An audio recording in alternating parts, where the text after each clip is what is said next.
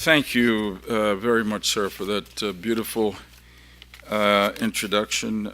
Thanks also to Vicki. I'm always grateful and moved to be in this building, and I'm particularly proud to be here today as a member of the Muslim Jewish Advisory Council.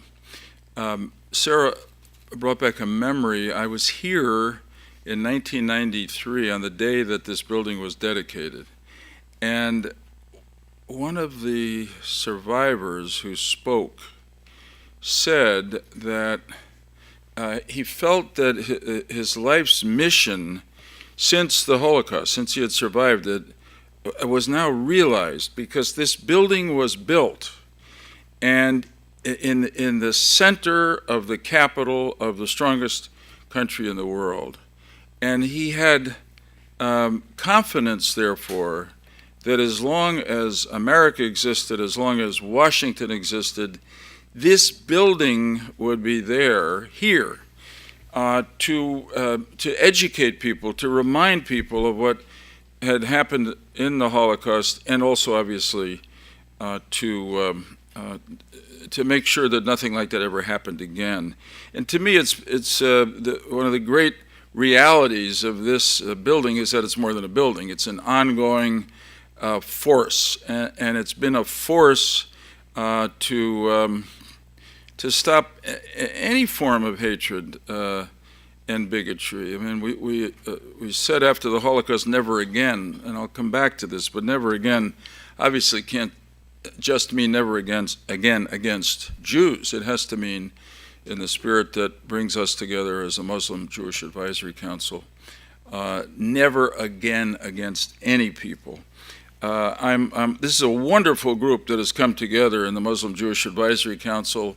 A number of the members are here. I appreciate their service. I'm honored to be part of the group. I just want to single out and thank the co-chairs, Farouk Katwari. I'm a little parochial here because Farouk is a friend and the CEO of Ethan Allen Industries, which is headquartered in Connecticut. And Stanley Bergman of New York, the other co-chair. Thank you both very much. It struck me that in calling our group the Muslim Jewish Advisory Council, that inadvertently we had settled an age-old debate among Jews about whether we are a nation or a religion, whether an ethnic group or religion. Because if you link us now with Muslims, this must mean we're a religion. And this gives me the opportunity to go out of character as a former U.S. Senator and a still occasional public servant of sorts, and to say that one of the things that I hope comes out of this advisory council, and I hope it spreads throughout America and really throughout the world, is the common roots in faith that we have that should both draw us together but animate our work. We are, after all, two of the three great monotheistic religions.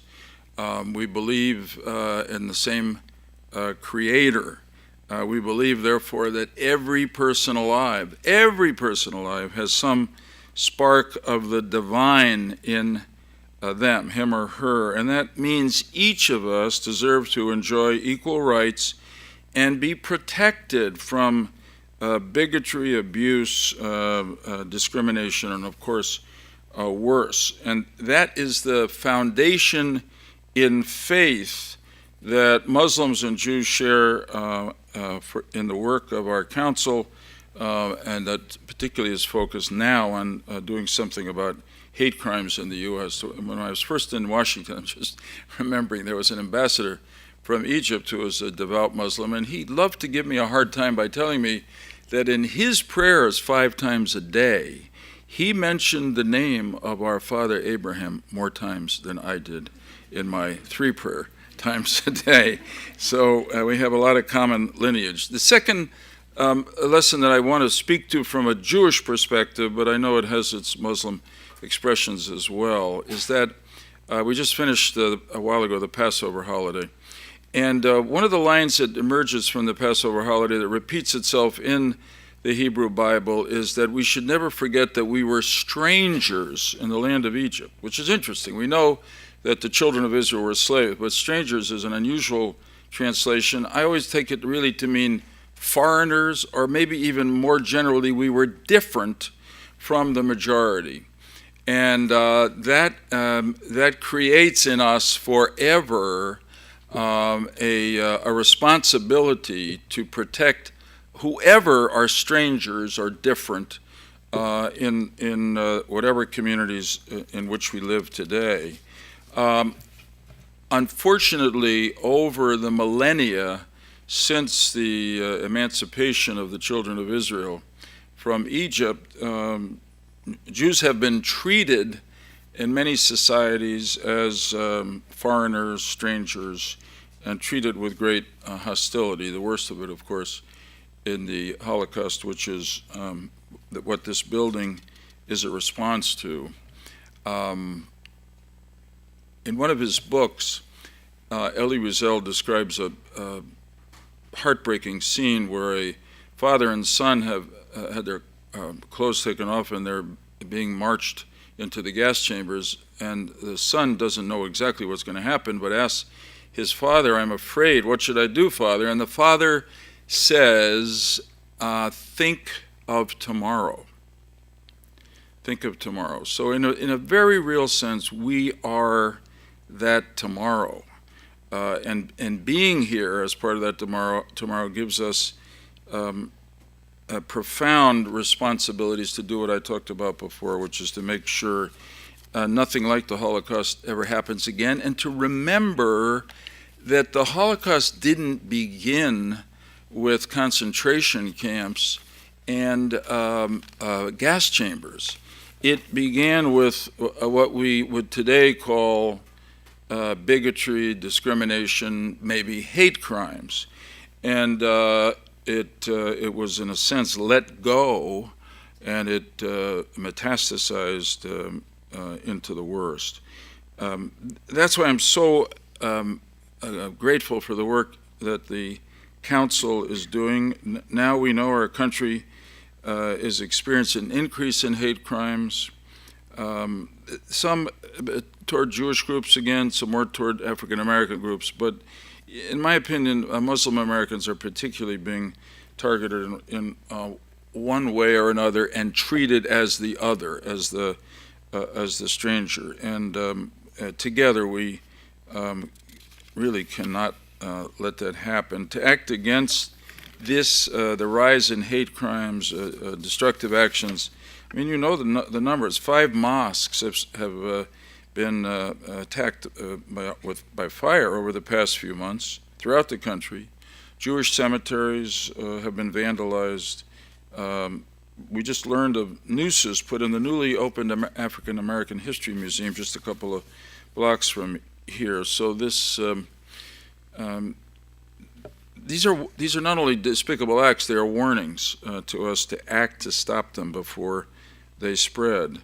And that requires us to work together, to form the kind of alliances among civil society organizations. That is what our Muslim Jewish Advisory Council is all about. Great gratitude to the Islamic Society of North America and the American Jewish Committee for spearheading and initiating this coming together. These two organizations really represent the broad middle ground of two great religious minorities in our country, and I think we strengthen our cause and each other insofar as we work together. And unlike politics here in Washington, my guess is that we don't all agree on every possible issue, but we do agree to continue to work together on those issues on which we do agree. I wish we could convince people in Congress to reflect that point of view. There is actually a remarkable political diversity within the group. Former Congressman Steve Israel, who's a Democrat from New York, and former Senator Norman Coleman, Republican of Minnesota, and I occupy at different times all three, Democrat, Independent, occasionally supporting Republicans. The Council also includes Suhail Khan, who worked in the Bush 43 administration, and Stu Eisenstadt, who has served multiple Democratic administrations. So all of this is to say we've set out an agenda for ourselves. It's a real one. We've started to act to support legislation to do something about this. The council is a significant development, and I want to say that we will make good things happen together. We're not going to stand idly by talking about tikkun olam, repairing the world. We're going to find common ground and form more and more alliances across religious and other lines to reverse the rise in hate crimes that we're seeing in our society. I don't know about you and the other members of the council, but when the council was announced and my name was on it, I was quite surprised and moved by how many people said to me how thrilled they were that I was part of this. And why? Because in a time of all kinds of division, the very existence of the Muslim-Jewish Advisory Council gives a lot of people hope. And without that hope, progress will never occur. I thought, coming from my generation, a fitting way to end this theological political discussion would be to go back to the motivating speech of my public service career and a lot of others of my generation, which was President Kennedy's inaugural address, which he ended, and I'm going to paraphrase, so I think I've got it pretty good, that we ask God's blessings on our work, but we know that here on earth, God's work must truly be our own. And together, Muslims and Jews, we're going to get it done. Thank you very, very much.